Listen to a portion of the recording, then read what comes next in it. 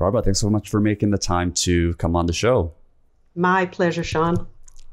Yeah, so I was actually listening to your episode with Joe Rogan and was just fascinated by just kind of the story and the history of all these things. And this is not something that I am particularly averse about or have great depth of knowledge. So I was really excited to bring you on to kind of pick your brain on some of the histories of what's happened with the coal industry, of course, and a lot of these other corporate denials that you've outlined in your latest book, The Industrial Strength Denial.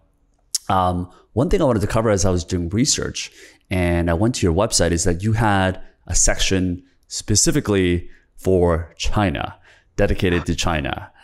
And for the people that don't know, it was, well, actually give us an outline of what happened. I'm not even sure the details of exactly how it happened.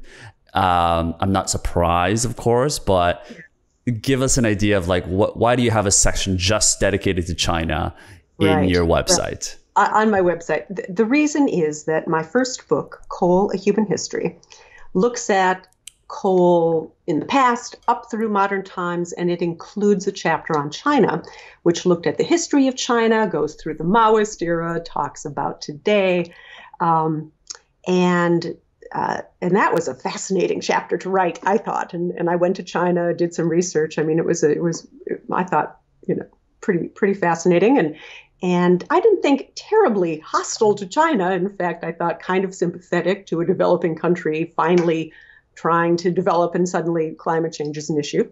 Sure. But China apparently thought it was hostile. So I had learned many years ago that among the foreign additions to that book, and there were a few, one was in China, one was in Taiwan.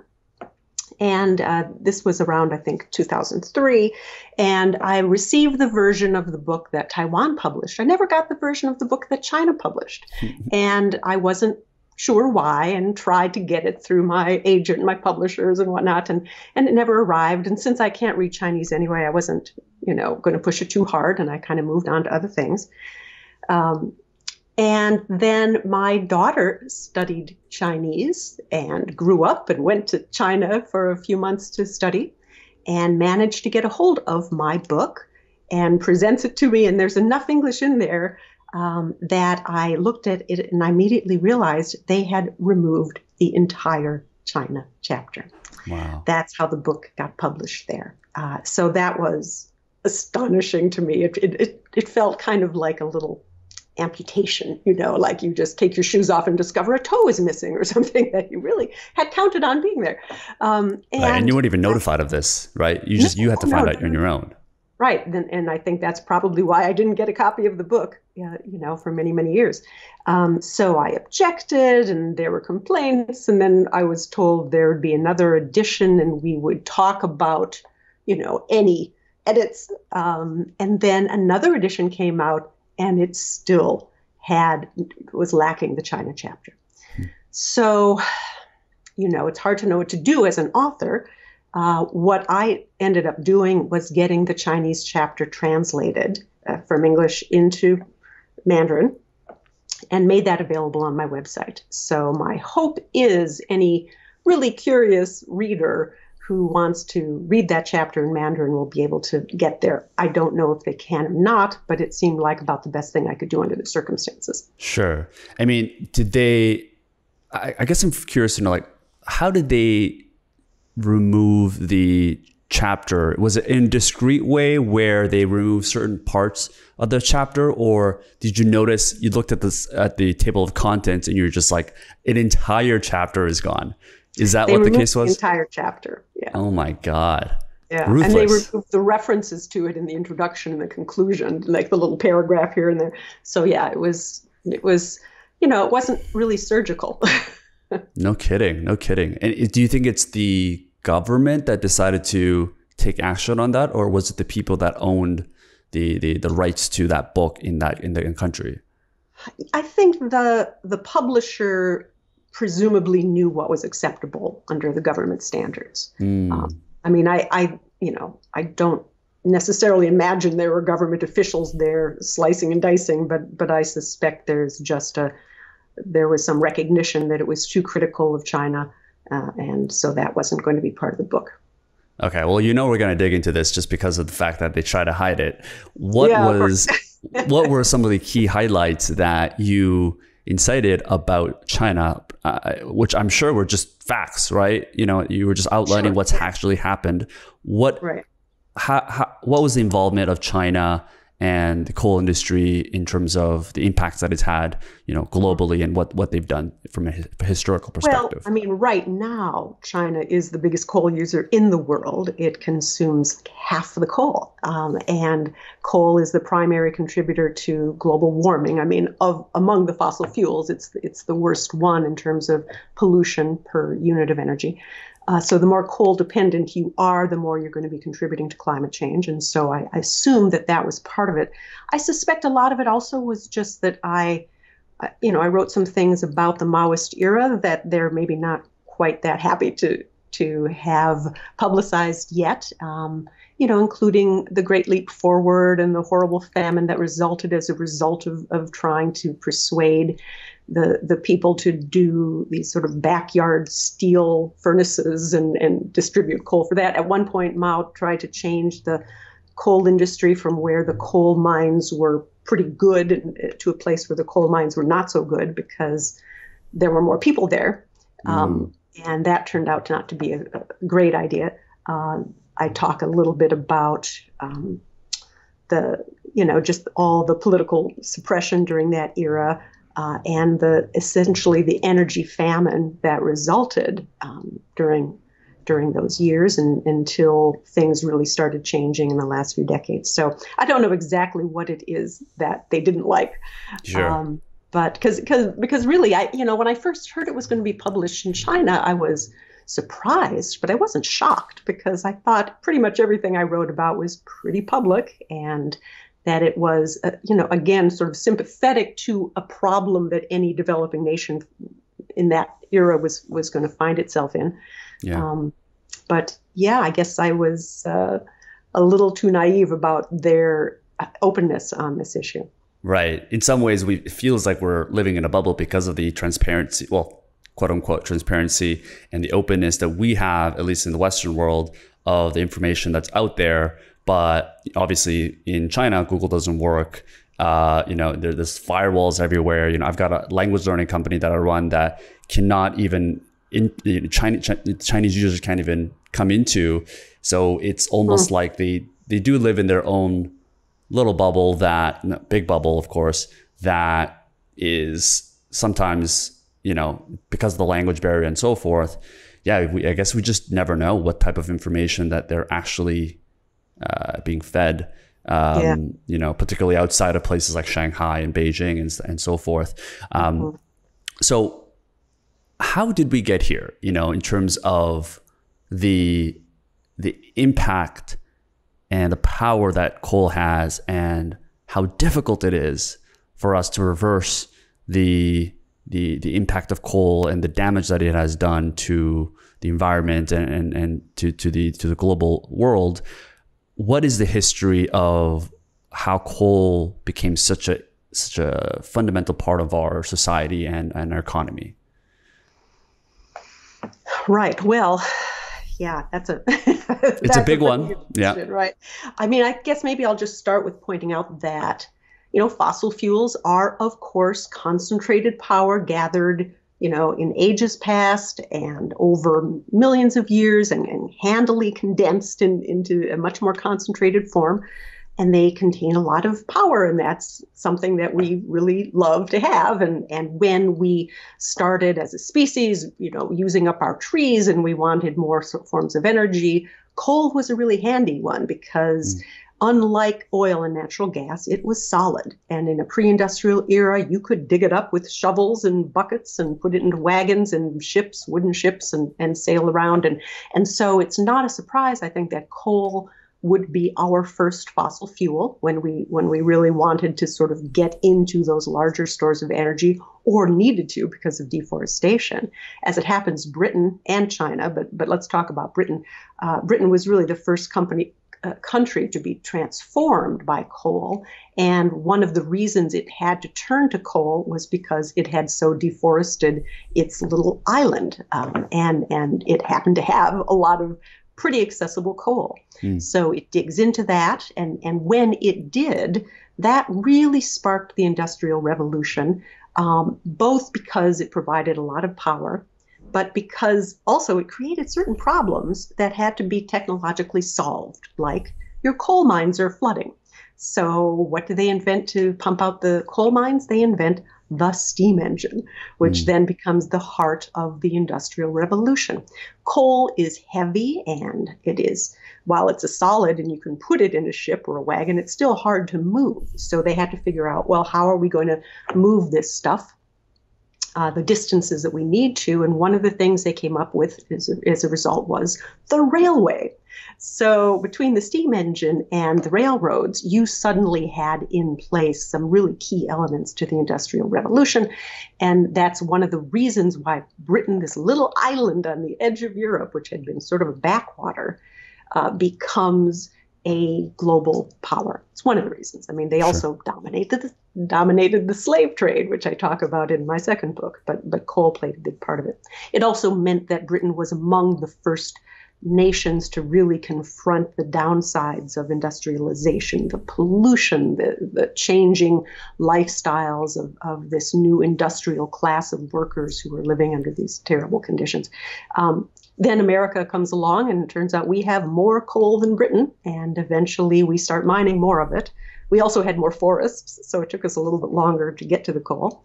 And then we become an industrial power around a stronger one than Britain, around 1900. And so the 20th century becomes an era of American power. In China, again, you had this very ancient coal industry, I mean, 1,000 years ago. And Marco Polo then goes to China, and he's from Italy, right? And he's from Venice. He doesn't know what coal is. And he writes back about this strange rock that they burn in China. And there was a lot of industrialization there 1,000 years ago. Then it kind of faded away, and now, we see it coming back. So that's kind of a roundabout way to answer your question. I mean, but coal transformed the world because it involved a lot of power, and a lot of power that came with a lot of baggage. And we're seeing the consequences of that now. Sure. And I guess beyond the accessibility and how affordable it is, I guess there wasn't a viable alternative that kind of matched those two different qualities of accessibility and cost, which is why people decided to use it at a large scale, I imagine. Right. Not so much then. I mean, there was wood, and wood was a powerful source of energy much later than you would expect. But in places where they were running out of forests, if they had coal, boy, they would turn to that, and they would put up with the pollution. They would put up with the smell. They hated the smell in Britain. In fact, there were laws passed in the 1300s banning the burning of coal because people thought it smelled so terrible. But when push came to shove and they were faced with the fuel crisis, there was the coal. And then the coal gave us the ability to, for example, make steel much better than we could, and to industrialize in other ways. And that opens up the possibility of drilling rigs and pumping stations and pipelines and the things you need to really exploit natural gas and oil. So that's sort of, it was our first fossil fuel that kind of carried us into the industrial world. Now we are, in fact, seeing coal fade away, certainly from the developing countries. And that's pretty astonishing. And I've been in this business long enough to be, heartened by how much progress we have made in replacing coal with cleaner technologies. We are only starting to address how are we going to push back on oil and natural gas. That's going to be that's the next step. And in terms of circling back, in terms of how we've gotten to rely so much on coal, seems like only recently, in recent decades, that we've really decided to take action on the impacts that it's had. Is it that before, you're talking about banning coal because of the smell, not necessarily the impact it has in the environment or the global climate change? Were people just not aware of the impacts because it was such a new thing and people were rushing to figure out who's going to be claim more territory and who's going to be the next economic power of the world, that people just didn't really think about the actual negative consequences of that. And do we just not have the technology to measure these types of things? Well, certainly not way back. But the way that environmental regulation has always worked is you start with the obvious stuff, right?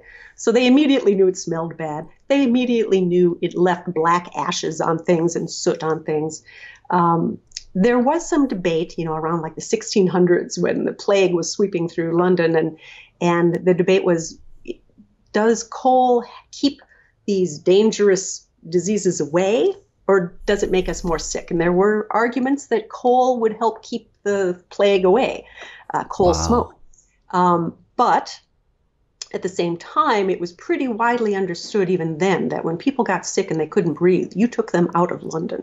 You took them to the countryside where they could get some fresh air. So, it took some time, but people started figuring out there were health consequences and, immediate health consequences. Then eventually these much more complicated questions like acid rain comes along, where instead of it making people sick in the city where the coal is burned, it's traveling hundreds of miles and coming down in another country and ruining their lakes and their forests, so a much more subtle, distant problem that required science to figure out. And then now, of course, climate change is the ultimate in that, because it is a global problem and it manifests in what look like natural events. And so it takes a lot of science to understand it. And then, of course, we've just had so many decades of denial from the fossil fuel industry. The coal industry was a leader in that.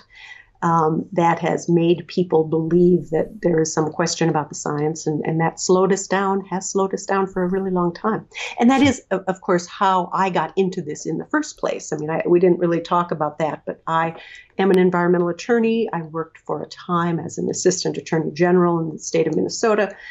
And we had a proceeding in the mid-90s where we were trying to quantify in dollars the environmental costs of generating electricity, and we got most of it then from coal, so we focused on coal, and that meant we had to look at, how many people die from the air pollution, what happens to the mercury, what about the acid rain, but we also looked at global warming, and the coal industry brought several witnesses to Minnesota to testify that the science on which the rest of the world was relying in global treaties was biased, and that global warming wasn't going to happen, or if it did, it would just be a little and we'd all like it. It would be filled with benefits. And those other scientists were very biased from politics, or they just want grant money or something. So that was my first experience in the mid-90s, confronting climate change, confronting the coal industry, and confronting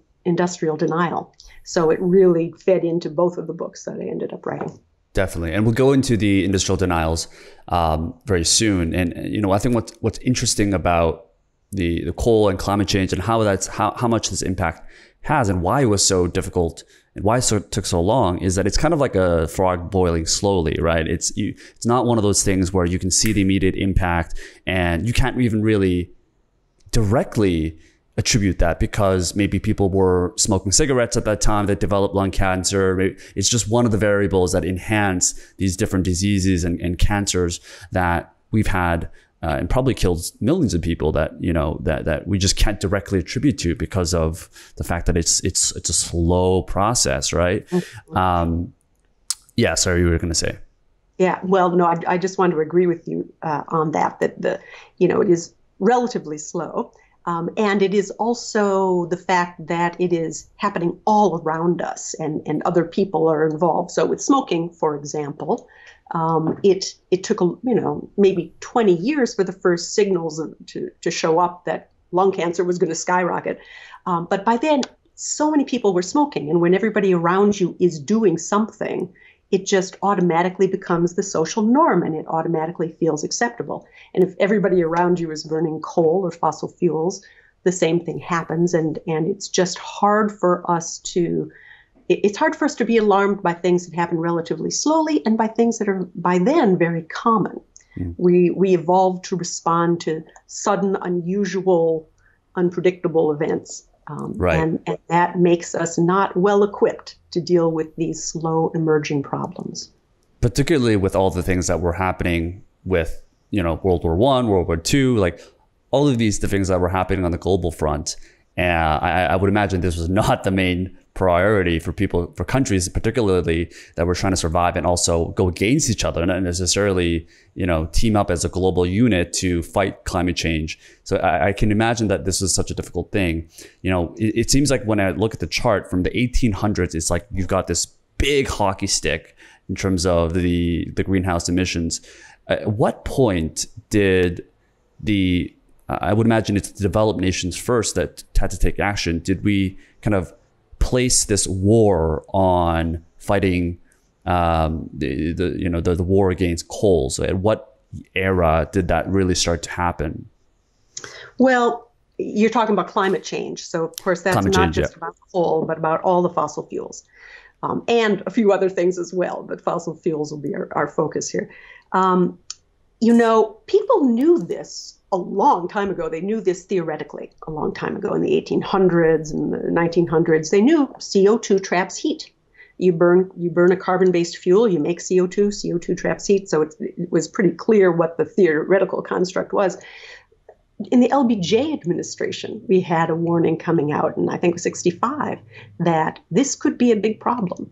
In 1979, the National Academy of Sciences, which is the ultimate group that we turn to advise the nation on questions of science, issued their first report saying, we really can't see how this is not going to lead to big problems. By 1990, we had the Intergovernmental Panel on Climate Change put together, so this global group of climate scientists really looking at this. By 1992, we had a global treaty signed by most of the nations in the world at the Earth Summit in Rio, signed by a Republican president, ratified by the U.S. Senate. So by 1992, I think you can say that was, maybe one way to trace the official effort of the nations of the world to avoid dangerous climate change. And then, things kind of went up and down and up and down, depending on the politics and levels of denial and frankly, who was in the White House and what sort of messages they were sending. And we've obviously seen some major ups and downs on that issue in the very recent past. Sure. And has it mostly been just this late reaction of, whether it's politics or whether it's just different things that were happening in the world that was more of a priority, that makes it so hard now for us to reverse the usage of coal, particularly given how, our electricity grids are dependent on like, it's so much of our system of how our infrastructure is built around the usage of coal, which is why there's such a high switching cost. Is that part of the reason why, or is there another reason why it's so hard to get past coal for us? Well, I do want to stress we are getting past coal in the developing countries, or rather in the developed countries. The developing ones are going to take some time. But the economics of coal have really changed dramatically in the years since I wrote that book. And so now we're actually seeing it is less expensive to be building renewables, to be building wind and solar. We've got to deal with reliability issues, and that probably means we're going to have to build a lot of storage. Storage is getting cheaper as well. But certainly you're right that when you have an institutional an infrastructure built around a certain kind of energy, that's always going to take a long time to change. Mm-hmm. When you have organizations that are essentially built around that industry, it's going to take a long time to change. So I think even if everybody had been totally honest from the beginning and well-meaning and concerned about the future, this would have taken a while, and this would have taken, money, a lot of money. Of course, we spent a lot of money on fossil fuels already. So many of the projections now of the future cost of the alternative technologies project a path that is actually more economic than continuing to burn fossil fuels, even if you don't consider all the externalities like climate change and health. So yeah, there are a lot of factors involved, but absolutely one of them has been politics, has been the self-interest of the industries most invested in these technologies. And unfortunately, those have gotten very much blended together. I mean, one of the things I write about is how if you are an individual working for an industry, you've been accused of doing something bad. Your immediate reflex, your psychological reflex, is of course going to be defensive, because especially if you didn't know or you just were thinking about it, you don't feel guilty.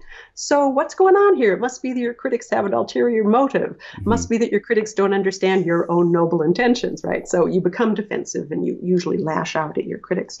That goes, I think, from a psychological reflex to a corporate strategy.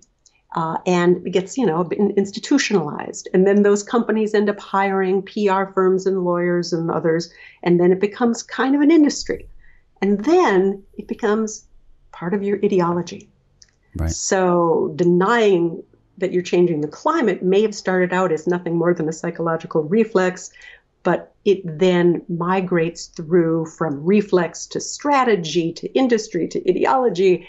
And now, of course, it's part of the culture war in our country, so Sure. that, whether you believe that climate change is a huge threat we need to deal with still depends a lot on your party affiliation. Not as much as it used to, but still a lot. Meaning you're talking about like the right side not supporting climate change as much as the left. Oh, I'm talking about the Republican Party basically being still in the grip of climate denial. Republicans themselves, the rank and file, you see denial is gone way down, and especially with the fires and the storms and things. I mean, people are really starting to worry. Alarm on the Democratic side has gone also way up because of these events and other things. But you still have elected officials in Congress who are still pretending this is not a problem, or if it is, we can't do anything about it. And it's kind of ironic because Exxon's not pretending it's not happening anymore. I mean, after decades of denial, the major oil companies have said, yeah, our product is causing this problem. They even claim to support the goals of the Paris Agreement. Now, the U.S. companies like Exxon are still projecting they're going to be selling a whole bunch of their product, even though, in fact, what the science tells us is we need to cut our emissions roughly by half by 2030, which is huge. Wow. So I'm not going to say there's no denial coming from that industry, but it is kind of funny to see, I think, one of our two major parties being more conservative, more anti-regulatory, more in science denial than the industries most affected by the science. Right. Well, if you were in the shoes of some of the political leaders that are out there today, what are some of the effective things that you think they should do in order to, as you said, reduce it by half by 2030? Like, what are some of the things, if you didn't have these obstacles of the political fights, what are some of the things, or the top two things that you think we would need to do? My focus has almost always been on the electric side of things. So generally, when we think about this, we think about electricity is maybe a third of the fossil fuel problem, transportation is maybe a third of the fossil fuel problem, and industry and buildings is kind of the other third, and I'm leaving out, methane and agriculture and some other important things. But when it comes to electricity, we're very, very lucky that the technologies have evolved so far and so fast in terms of cost. So the cost of wind and renewables is plummeting, storage costs are plummeting, and we still have some nuclear, so that's carbon free. And I mean, we have to worry about the fact that those plants are getting old, but that gives us something for a while. We've got some hydro. Policy-wise, states have had enormous success with renewable energy standards. So what we're talking about now on a federal level is probably trying to put in place some kind of a clean energy standard that would make all the utilities gradually increase their carbon-free energy. So that means they're going to be shifting certainly from coal, and soon, I hope, from natural gas, building lots more renewables and storage. And that's how we get there. Now, meanwhile, these same companies, this same industry is going to be getting a whole lot a lot of new business, because we'll be converting the cars to electric. and will be converting, hopefully, many of the building and industrial technologies also to electric. I mean, this is an enormous opportunity for a lot of industries that can be pushing these technologies that move us further away from global catastrophe instead of closer to it. And I think the markets in many ways know it. I mean, if you look at, the market capitalization of Tesla, it's higher than Exxon, which just blows my mind, and it's amazing. And I think that means that people are starting to really catch on, both to the scale of the threat and to the scale of the opportunity, because it's just an epic opportunity for a whole lot of industries and a whole lot of companies that figure out how to integrate these technologies into our lives. Yeah. One thing I was reading about was the Gates notes, and Bill Gates obviously is one of the people that are leading this change in terms of climate change, and he put out this graph. I think it was called the other 75%, which is the fact that everyone is talking about coal and the finding alternative sources of energy like electricity, but that's only 25%, and you've got something that's just a percentage off of coal is agriculture, which is like 24%. I think 25% was the quarter of that was from coal, and then 24% was agriculture, 20-something% was from manufacturing. I was like very surprised by that, because at least from my perspective, people don't really talk too much about the impact that agriculture has, or maybe they do, I just maybe don't hear about it. But at least in our generation, I feel like the big talk is around this transportation, because of how hot Tesla is, of people driving electricity cars, but it's only like 14-15% of the actual impact. It's huge, but it's not the big elephant in the room. The big elephants are coal, of course, which people are already talking about, but agriculture. What is it about? Yeah, go ahead. Yeah, I would keep cars as being one of the big elephants in the room. I mean, once, transportation is huge. It's not all cars, of course. It's trucks. Planes are going to be tricky. We'll have to figure something out with that. But if you can convert your cars and your light-duty trucks, and then eventually your heavier-duty trucks, to electric, you've taken another big bite out of this particular apple that we need to get rid of. Right. And a lot of industrial processes, they burn fossil fuels on site. A lot of those processes can be electrified and made much more efficient using electric motors, for example. So when we talk about electricity, there's the people who are currently making the electricity, but then there's the rest of the economy that could be electrified. So changing all that to electricity as much as you can, and then making it clean, that's a huge gateway through this. There are lots of other technologies that can be brought into play, and probably will, and certainly will. And it's going to be hard to predict right now. There's, some carbon capture and storage. I think that'll get more interesting when we can actually take carbon out of the air and not just out of the stack of a coal plant, because we're going to be winding down coal anyway, so that's a less useful technology. There's certainly different generations of nuclear power. Storage is one of the things that Bill Gates has been investing in, and that will be huge. I mean, in many respects, you can combine renewables with storage. That's the holy grail. It's energy and storage, which in essence is what coal is, right? It's energy and storage. It's just that it comes with all this baggage. Get rid of the baggage and you're there. Hydrogen is an option. You can make hydrogen out of water, and you can use it as a fuel. So there are going to be a lot of different technologies. And as far as agriculture is concerned, we need to try to make sure we don't have the same kind of methane emissions. We need to think about the fertilizers and how they sometimes end up in the air and how we make those things. But there's a lot of exciting technology out there. I think that will be able to address agriculture as well as transportation, as well as electricity. Yeah. I think he was mentioning something around this new technology around how there's different coatings of being able to keep food fresh longer, like 2 to 3 times longer, because I guess obviously with agriculture and how much cattling it has an impact in terms of the environment. You just being able to keep food lasting longer is going to be a huge impact. So it seems like what he's advocating for is innovating ourselves out of this instead of just regulating.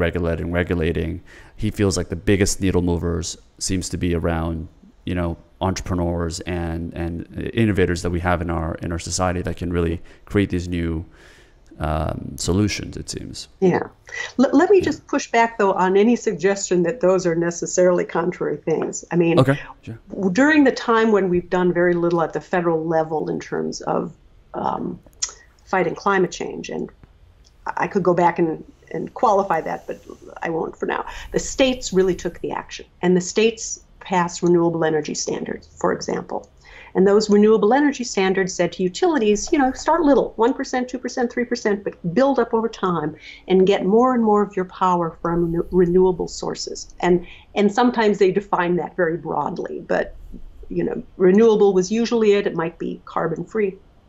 Then you see industries emerging because they've got enough of a shelter, right, to know there's going to be some market. You have lots of competition between different companies. You have competition between different technologies.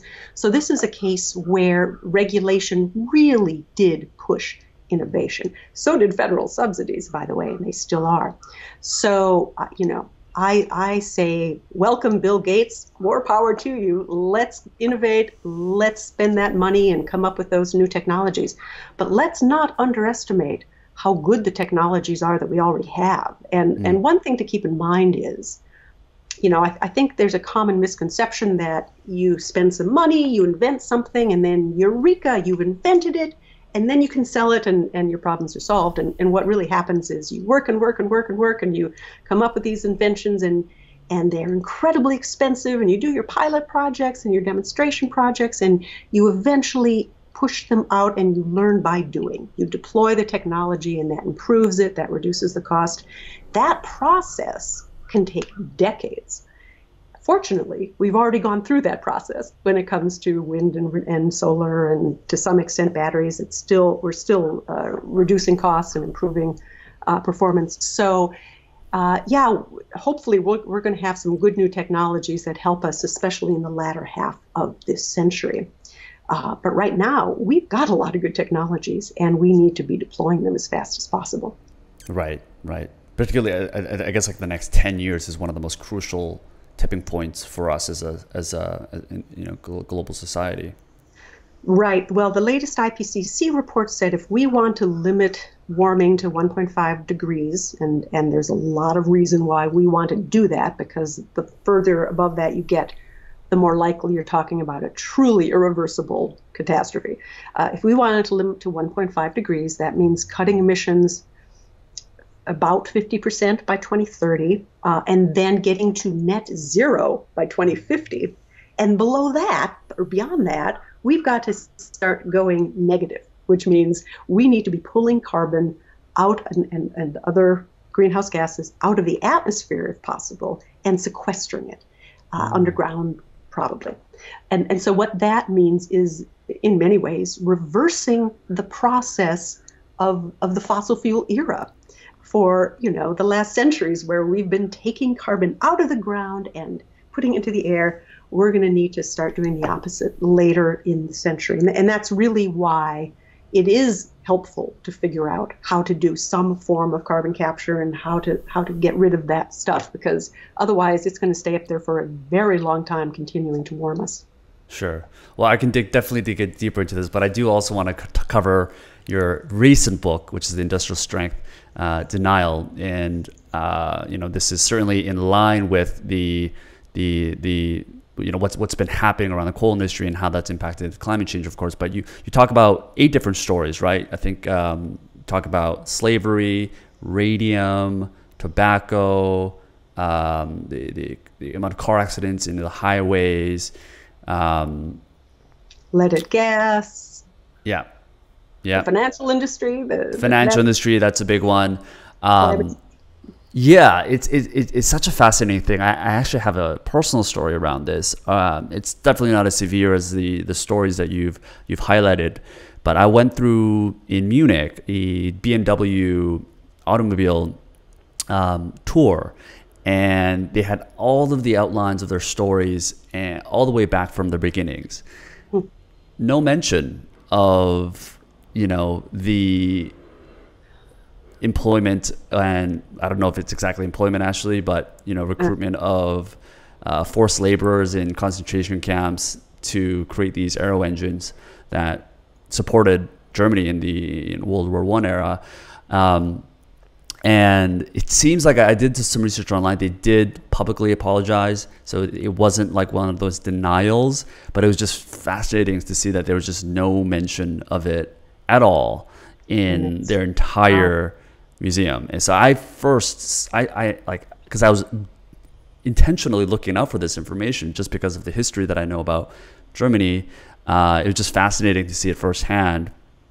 But of course, it doesn't end there. There's crazy stories like the things that you've mentioned. Would love to dig deeper into some of these. Maybe actually, is there one that you haven't really dug deep into in the other interviews that you've done that we can go into? Because I'm fascinated about all of these. Well, I wonder, let's see, maybe ozone, because I think that's recent enough that people think they know what happened, but I don't think they really do. Right, because it's not talked about that much anymore. Yeah, we don't talk about that much. I mean, it's a really pretty interesting story from beginning to end. I mean, for one thing, back in the 1920s, refrigeration comes out, and alas, they were using really toxic chemicals these gases that would sometimes leak out and kill people in their sleep. So we had a problem there. And this engineer at GM, which owned Frigidaire, comes up with CFCs, chlorofluorocarbons. And this is like a miracle chemical. By the way, this is the same guy who invented leaded gasoline, so it's kind of an interesting little connection between my two chapters there. But he invents chlorofluorocarbons, and they seem like this miracle chemical. They're not toxic. They're not flammable. They don't interact with other chemicals. They're very stable. So people think this is great, and this is sort of what lets the refrigeration industry take off, and eventually they get used in air conditioning. And then after the war, suddenly aerosols are a big deal, and it's a push button age. We're using spray cans, and CFCs are a great propellant because they won't interact with your deodorant and your hairspray, and that makes them a really good chemical. But eventually, other scientists start to realize, wait a minute, where's the stuff going to go? It's so stable. It doesn't decay, these CFCs. It stays up there in the atmosphere, and it keeps rising. And these other scientists, Sherwood Rowland and Mario Molina, were the two I write about the most, and they were really the head of this, realized that eventually this stuff goes into the ozone layer, way into the stratosphere. It gets exposed to solar radiation, and it comes apart, and the chlorine atoms go around and gobble up the ozone. And so this super non-reactive chemical becomes extremely reactive, but it takes years to get there, and then it has this very global impact. And they said, this is going to be a problem, because without that ozone layer, the radiation that's destroying the CFCs comes down here, and it affects life. And in fact, life on Earth depends on that ozone layer staying healthy. So this was a huge crisis, but theoretical only at first. So in 1974, they published this study saying, big problem, we better look into this, but they haven't detected any ozone loss yet. So people are not really sure what to make of it. But the aerosol industry says, oh, this is yet another crazy attack on industry and on free enterprise. So they couldn't very well stand up and say, it's so important to convey hairspray from the can to your head using this technology that we're willing to destroy the ozone layer. I mean, they had to change it into a very different sort of defense, and so it became a very, very much about the free market and government being, trying to destroy it. Actually, though, it was under, I think it was the Ford administration, then in the late 70s, they said, we've looked into this. We've had the National Academy of Sciences look into this, and we've decided that catastrophic risk on one side, marginal benefit on the other. We're going to ban these chemicals from spray cans. So in the 70s, that happened. It took a couple of years. It was no big deal. They started, we still have hairspray. They figured out ways to do it. And the public kind of stopped paying attention to this problem. But we were still using these chemicals in air conditioning and refrigeration. And that was still going to be a huge problem because eventually those chemicals leak out. 80s come along, suddenly deregulation is all the rage, and people aren't so worried about industry anymore. The chemical industry, and DuPont was the main maker of CFCs at the time, they actually stopped looking for alternatives because they didn't feel the regulatory pressure, even though the science hadn't changed. But then 1985, suddenly, whoa, ozone hole over the Atlantic. Huge degree of depletion of ozone over, fortunately, our least populated continent. One funny little point there I write about is that the depletion was so much greater than the scientists and the models projected that NASA's satellites had been programmed to ignore extreme readings like that as instrument error. So it wasn't NASA that discovered this. It was the British Antarctic Survey, these, guys all dressed up in furs, I guess, or some very warm things, who were like looking up at the sky with their instruments. And they said, wait a minute, this is a big problem. And NASA had to come back and say, oh, oops, you're right. We missed it, but it's a big problem. Right? They just couldn't even imagine programming that into their detection system. Yeah, I mean, they were looking for depletion of 2%, 3%, 4%, and it turned out to be depletion of like 40%. So they just it didn't register. So, I think it's an important lesson that when we talk about uncertainties, especially in our computer models, that doesn't necessarily make us safe. Sometimes the unknowns make things a lot worse than we project. So eventually, it still took a couple years. There were, people flying airplanes through the Antarctic trying to measure things, and dangerous missions and whatnot. But we did then pass the Montreal Protocol, a global treaty saying we're going to phase these. We were going to cut them, and then we were going to phase them out. Signed by Ronald Reagan, ratified by the U.S. Senate. The industry, DuPont, other chemical companies eventually said, yeah, this does look bad. We're going to stop making these chemicals altogether, which made it easy then to just ban them. Keep in mind, of course, at that point, CFCs were a small sliver of their income, and they could sell the alternatives. And it was pretty obvious there was a global crisis unfolding. And so I want to give them credit for overcoming denial as a result of responding to evidence. But I also want to put that in the appropriate context. So eventually the world phased out these CFCs. Some of the substitutes have other problems that we have to work on. But, if space aliens came to Earth and said, we think you're going to destroy yourselves with your technology, and we were to try to argue that, no, we are too enlightened. We can handle problems. Yes, we almost destroyed the ozone layer, but we figured it out. And yes, there was denial, but we passed these laws and we phased out the chemicals. Now the ozone layer is getting better. So this is a big success story. See, we're enlightened. That's the example we would point to of enlightened action. Then the aliens would say, yeah, what about global warming? Because what happened was, after we dealt with the ozone layer, and we dealt with it in the sense of putting in place the laws that would phase out the chemicals, that was seen as a success story, but it was also, I think, a warning to the fossil fuel industry that the world had, the ability to mobilize in response to global threats, and concern over climate change was increasing.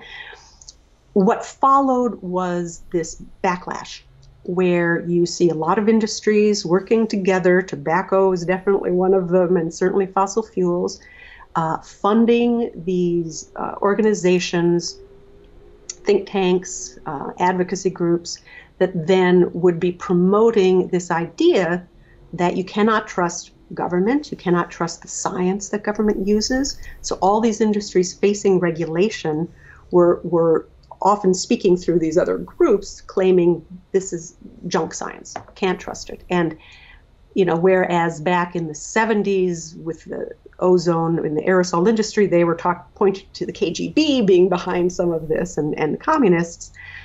More recently, the distrust building has been around the idea that it's the elites who are trying to somehow exploit the common person. And so I think they really did, over the decades, build lots of distrust into our society, so that there is, within a huge segment of our population, tremendous distrust of government, of academia, of mainstream media, of science, unless it's, scientists telling them what they want to hear. And I think that has really done severe damage to our democracy and made it really hard for us to address even the most dire global threats. Yeah, I think we're making progress, and I remain optimistic that we're going to make a lot of progress on here. But it sometimes takes more work to remain optimistic than you wish. Well, when it comes to, like, I always bring it down to incentives, right? Incentives is such an underrated component of how, obviously we function as a society and how we function as individuals. From like these corporations that are denying the impacts of climate change, that were trying to reduce the impact that the government had in terms of the studies and everything. What exactly was it? Like, I don't understand like how that really can have an impact in terms of,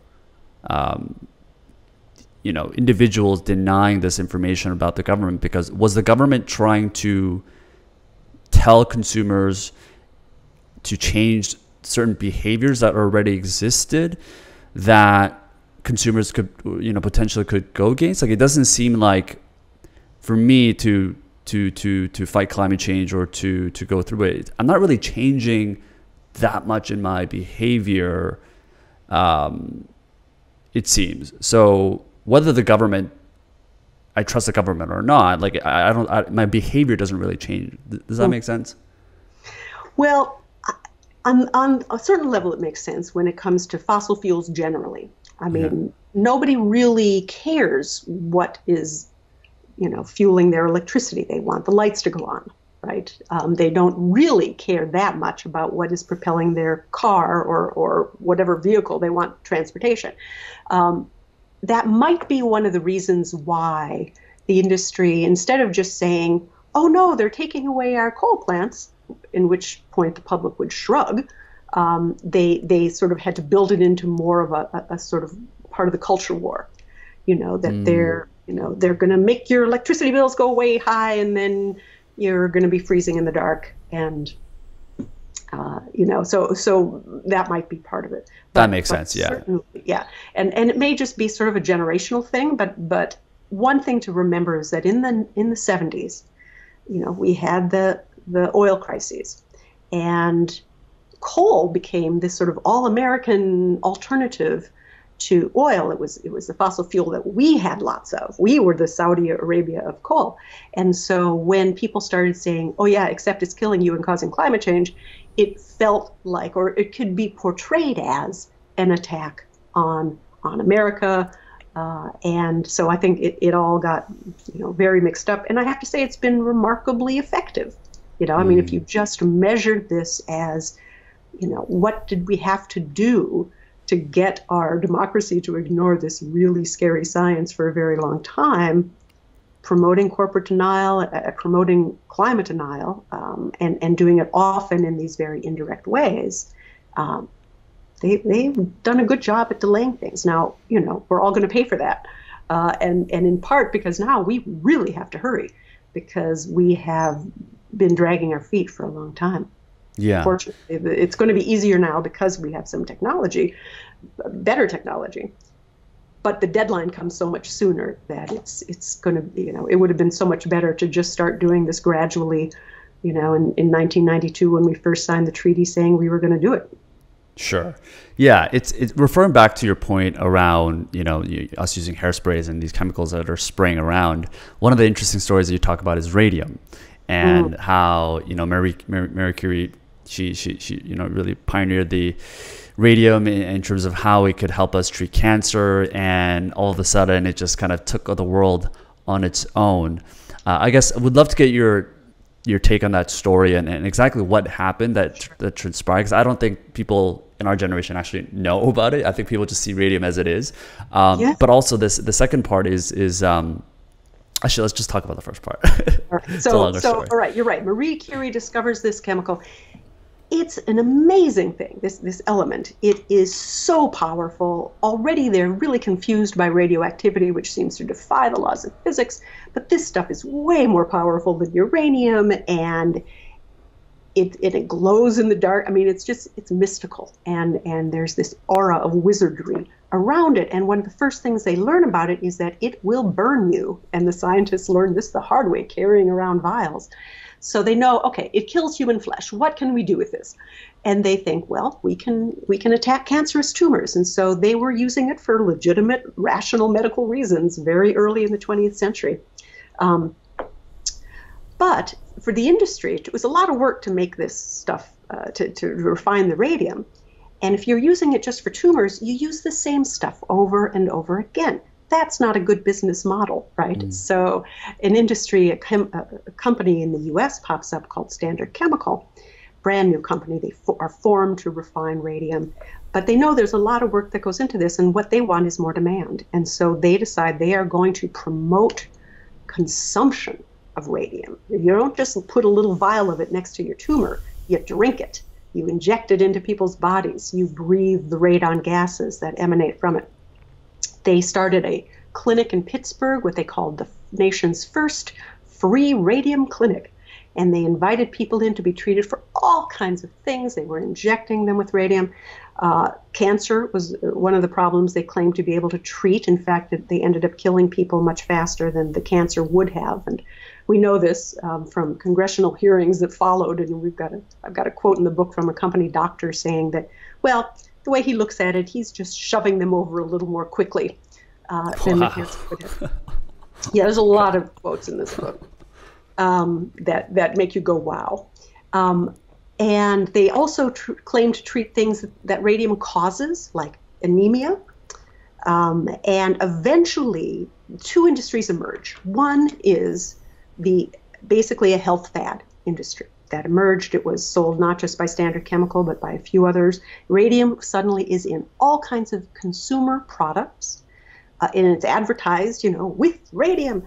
And they, we're talking about everything from toothpaste to rectal suppositories. And they're claiming that this radium is going to cure everything from violent insanity to sunburn to baldness to tooth decay. I mean, almost every possible thing you can name. And lots of people are buying the drinks, they're taking the pills, they're using the products. So that was one industry. That was bad. The other industry is they started putting it in paint, so you could make glow-in-the-dark paint, which was really useful for watch dials, especially like if you're in the trenches in World War I and you want to know what time it is. So they invent this glow-in-the-dark paint. They hire lots and lots of very young women, usually 15-year-old girls. They teach them to make a tip out of their paintbrushes by putting the paintbrush in their lips. And then they put it in the paint and they paint it on. So, of course, they end up consuming a lot of radium. They told them, don't worry, this is healthy stuff. And eventually their bones started to decay, especially their jaw bones. They started losing teeth. I mean, we're talking about jaws actually coming out of being lifted out of their mouths by their dentist. And they died some gruesome deaths. And there was a lot of attention. They were called the Radium Girls. By now we're talking about the 1920s. These are 15-year-old girls. These usually start out as very young girls, would take 2 or 3 years to consume usually enough radium to kill them. And they didn't all die. I mean, so that was part of it. So the industry could look and say, no, it's only, this percentage of girls. The industry claimed that they were being punished because since the work was so easy, they had hired cripples and other weak people, and when their diseases naturally progressed, it was unfairly blamed on radium. So they were essentially arguing that their faces were dissolving due to some mysterious pre-existing condition. It was pretty appalling stuff.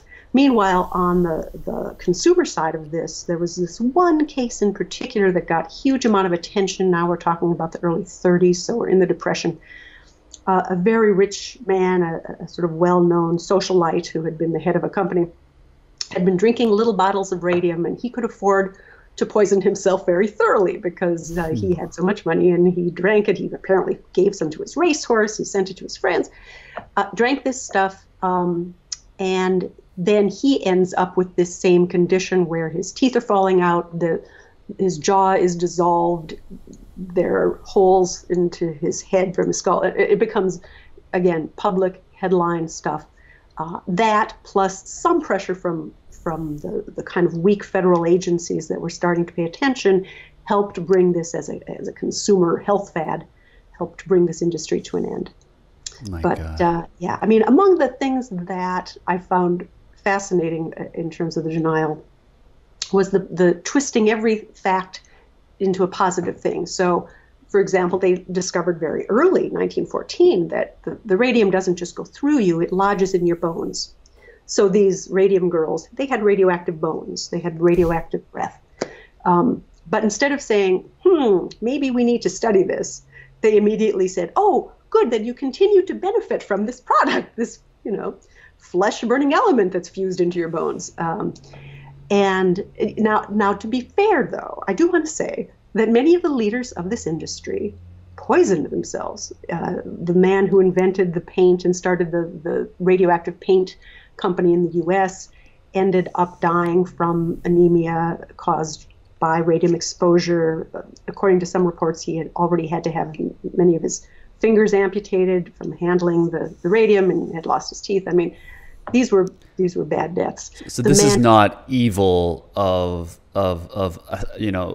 asymmetric information where they're trying to hide something that they know but the public doesn't know. This is stupidity. Well, I would probably make it a blend, but there was definitely enough. They believed what they were saying enough to expose themselves to some very dangerous things. But even once they knew that, they were still sort of hiding it. Is probably the best way to look at this.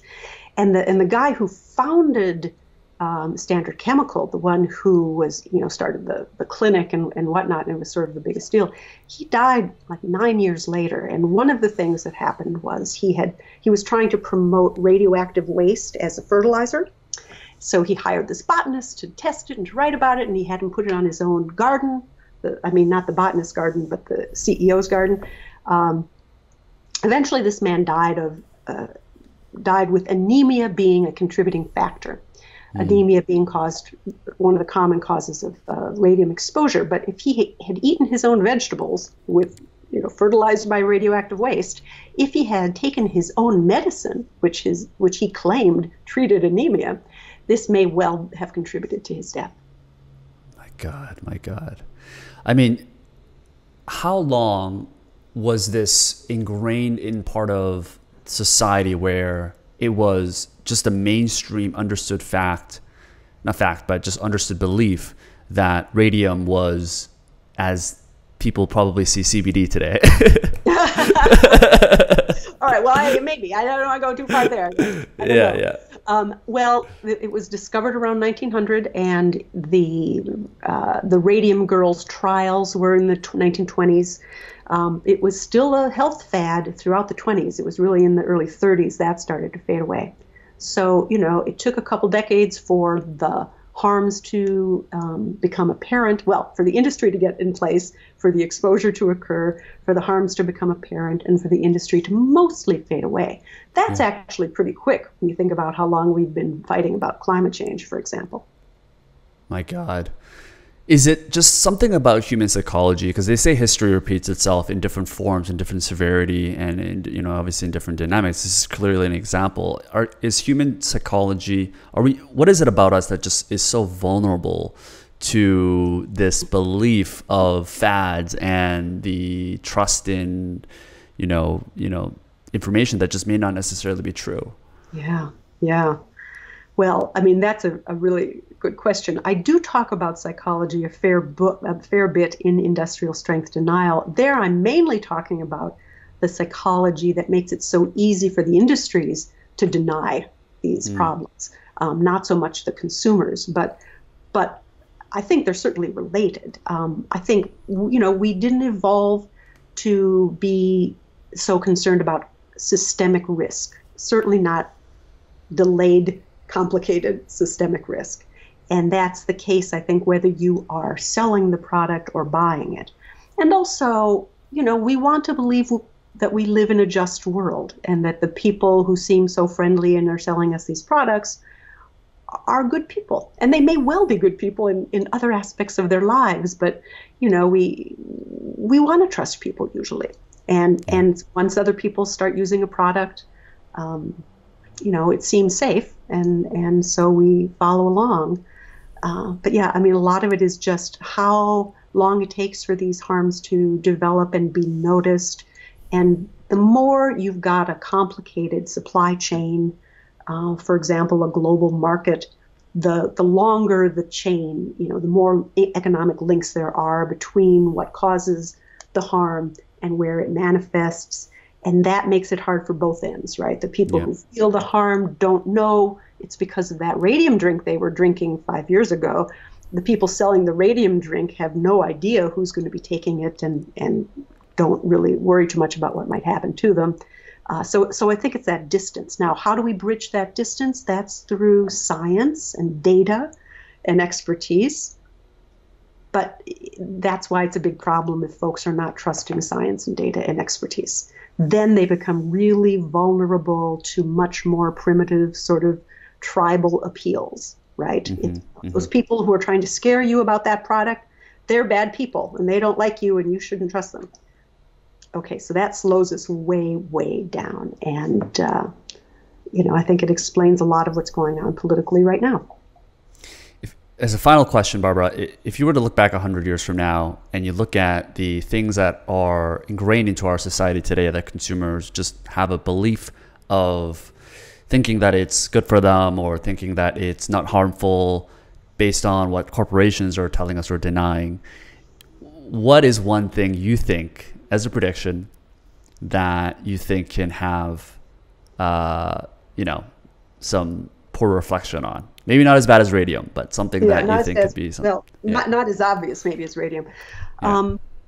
I think that historians, and probably a lot sooner than then, are going to be looking back at social media and big tech because, and of course we are now starting to talk about how it perpetuates fraud, how it allows disinformation to spread, and other ways that it can be really harming our society and undermining our elections.